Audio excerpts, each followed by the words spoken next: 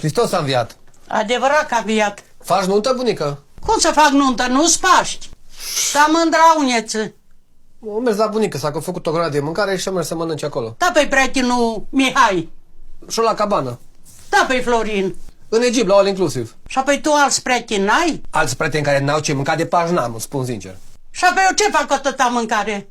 Păi nu știu, ce faci atâta mâncare? De ce ai făcut atâta? Dar păi trebuie să mă anunț, mă, că nu vii cu nimeni. Eu am crezut că e invers, să-ți anunț când vin cu ceva, nu așa e normal. Auzi, nu mă interesează, du-te, adă pe cine vrea, că eu mâncarea asta nu o țip.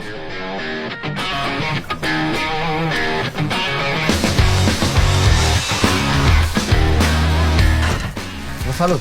Salut. Numai doi sunteți? E prima zi de Paște. Acum e sezon. Avem 20 de intervenții astăzi. Aha, ok. Doi colegi sunt deja la spital. Dar ce s-a întâmplat? Pe accident de muncă.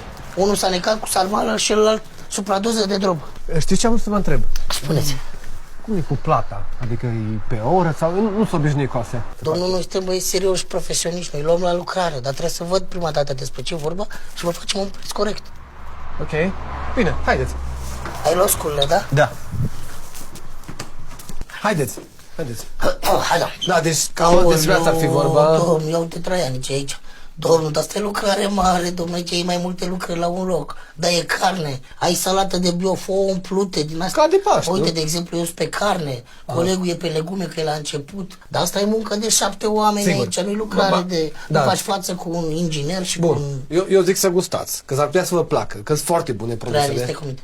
Domnul, dar noi nu mâncăm de plăcere. Uite-te la noi. Credeți că de plăcerea asta de la muncă, înțeleg că domnul, sunteți nu suntem profesioniști. profesioniști? Eu înțeleg, dar haideți să începem și vedem după aceea ce se întâmplă. Hai, puneți-vă la masă, gustați ce vedeți cum merge și... Domnul, dar nu începem lucrările și le lăsăm așa neterminate. Venim a 3-a zi de Paști și continuăm. Nu umblați, lăsați așa totul. Haideți să vorbim ca de la om la om, da? Nu, suntem o familie într-o situație nasoală. Nu, haideți, vă rog frumos, de ajutați să nu ne gândim la bani și la din alea. Să Nu, vă ai ajute bani, Dumnezeu, să... că noi nu putem să vă ajutăm. Haideți, vă rog. Ne pare rău, trebuie să plecăm. Eu vă înțeleg, da? Dar unde vreți să plecați? Avem alte lucrări antamate să rămână. Ce lucrări?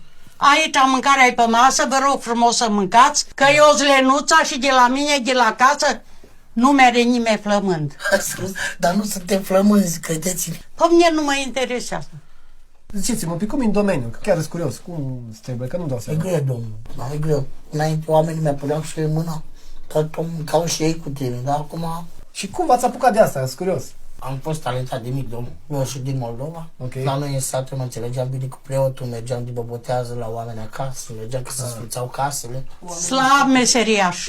Păi eu dacă ies în drum și mă duc până Colenii la Angela, găsesc 10 mai buni ca voi. Să rămână, dar nu ne-ați prins bine astăzi, păi pentru noi aici acasă asta. Dar lăsați-vă de meserie, să fie alții mai buni. Mă, copile, du-te mă și adă niște oameni serioși, mă, că eu mă și betejez dacă ți mâncarea asta.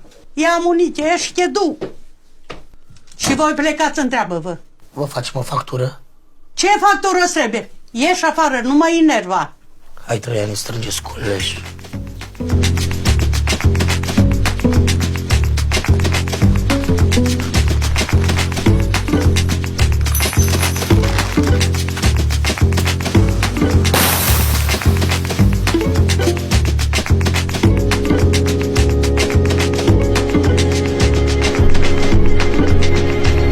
Haideți, vă rog. Hai.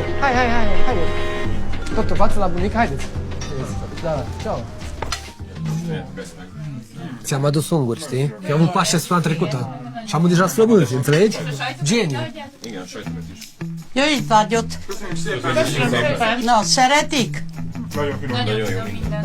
Nu ți-a spus? Du-te și adă ptiță repede, că nu ne ajunge. Ne facem de râs.